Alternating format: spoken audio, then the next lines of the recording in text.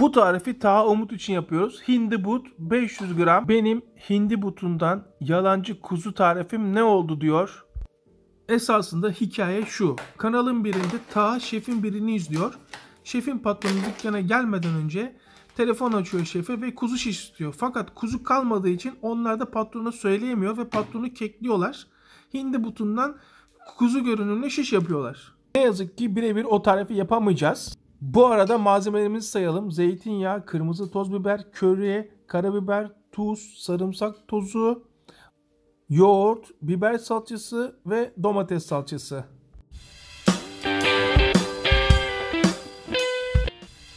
İsterseniz birinci yöntem olarak üstündeki ince deriyi tamamen böyle temizleyebilirsiniz. Ya da böyle sadece üstündeki zarı temizleyebilirsiniz. Üstündeki ince deriyi temizlemek tamamen keyfinize kalmış ama bakın bu zarı mutlaka temizlemelisiniz. Bu zorunlu. İnce zarı temizledikten sonra artık etlerimi şişlik şekilde kesmeye başlıyorum. Taha Umut, birebir istediğin tarifi yapmıyoruz belki ama çok daha memnun kalacağım bir tarif yapıyoruz. Bu tarif senin için. Sonra bana şöyleydi böyleydi deme sakın. Artık şunu lezzetlendirelim. Marinesini yapalım. Et tadı verelim. 3 yemek kaşığı yoğurt.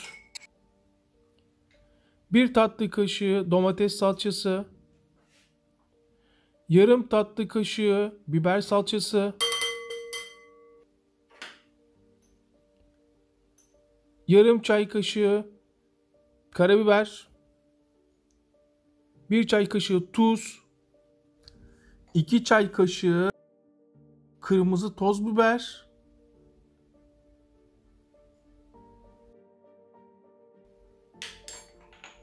Sarımsak tozu.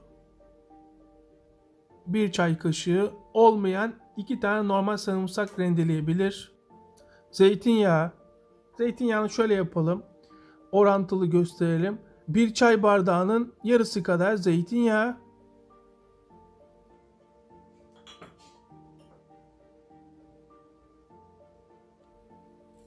İyice çırpalım.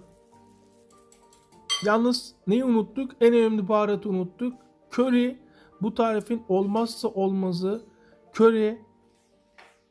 1 tatlı kaşığı köri dolu dolu. Bir de buna limon sıkacağız ama çırptıktan sonra iyice çırpalım. Harika. 1 yemek kaşığı limon suyu. Hindi butlarımızı marinenin içine katalım. Bu marine hindi butlarımıza et tadı verecek ama tabii ki birebir kuzu tadı vermek imkansız. O tarifi de o yüzden yapmıyoruz. Taha Umut. O tarif yani akla mantığa uygun bir tarif değil. Ama bu tariften de muhakkak memnun kalacaksınız. Streçle iyice şöyle bir havasını alalım. Daha sonra cam kapakla kapatacağım. Bu köşede sırasını beklesin. Tahta şişler kullanacağız. Onun için yapmaması gerekiyor. Hemen suda bekletelim. Ben bu arada spora gideceğim. Bu hemen dolaba. Dönüşte devam edeceğiz. Telefonumun uygulamasından spor salonunda kaç kişi olduğunu, boşluk, doluluk durumunu görebiliyorum. Gördüğünüz gibi boş. Pandemiye herkes hemen hemen uyuyor. Siz hala evde oturun. Spor yapmayanlar için söylüyorum. Belki birini özendirebilirsem ne mutlu bana. 1 saat body yaptım ama patates püresi yapmayı düşünüyorum. O yüzden cycle'a gireceğim, bisiklete. O patatesi yemeyi hak edeceğim. Sporumuzu yaptık. Keyfimiz yerinde. Moralimiz yüksek. İnanılmaz acıktım. Öyle böyle değil. Şimdiden çok güzel kokuyor. Hemen şişlerimizi yapmaya başlayalım. Domateslerle başlıyorum. Domates ve biber kullanacağım. Bir domatesi 4'e bölüyorum. Artık ne kadar şiş yapacaksınız o kadar domates kullanırsınız. Şişlerime göre göz hizası, göz kararı biberleri de ayarlıyorum. Bir hindi, bir biber, bir hindi eti daha. Yalnız böyle bazıları ince çıkabilir. O zaman 2'ye katlıyorum. Bir tane gibi orantılıyorum. Domates, bir hindi daha ve bir biber.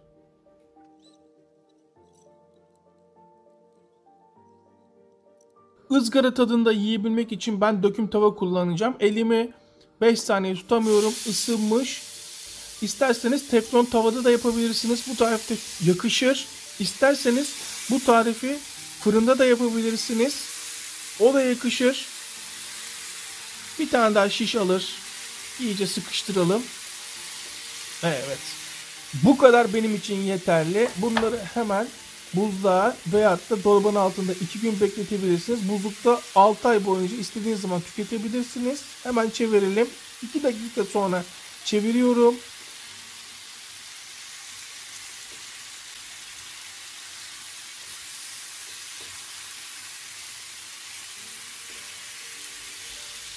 Bir bakalım. Ta Umut.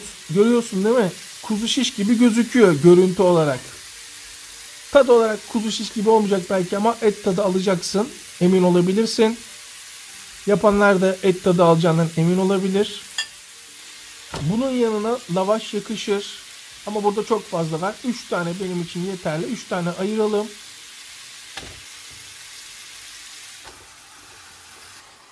Şöyle lavaşları iyice lezzetlendirelim. Bu arada patates püresi yapmıştım. Hemen tereyağı, zeytinyağı. Tabii ki patatesleri kesmeyi, biçmeyi göstermiyorum. Boşu boşuna uzatmaya gerek yok videoyu. Yam yam gibi.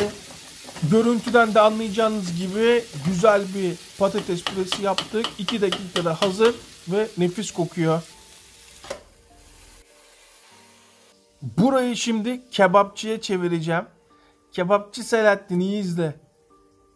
İlk başta lavaşımız, şişlerimiz, bir tane daha alır. Yalnız nasıl gözüküyor? Kuzu şiş gibi gözüküyor mu? Daha Umut. Patates püremiz. Of, inanılmaz acıkmışım ya. Bu da arkadaş için hazırladığım. Hemen bir tadına bakalım. Ama şişlerimizi şöyle bir çekelim.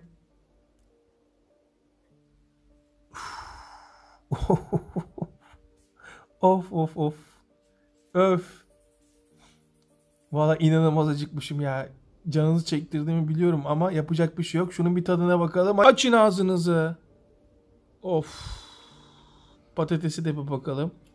Harbi iyi olmuş ya. Ama tam anlayamadım. Bir daha bir bakayım. Yalnız şunu yapmazsam kendimi hiç affetmem. Hemen içini dolduralım. Takipçilerimize Edalı. O da bunu yapınca kendini affetmiyormuş. Spor videomuzu gördün Edalı. Bu lokmayı da Edalı için yiyoruz. Şunu da Edalı için yiyelim de kalmasın. Harbi çok iyi olmuş ya. Harbi çok iyi olmuş. İzleyip abone olmayan vicdansızlar. Sizlere sesleniyorum. Abone olmayın bakalım.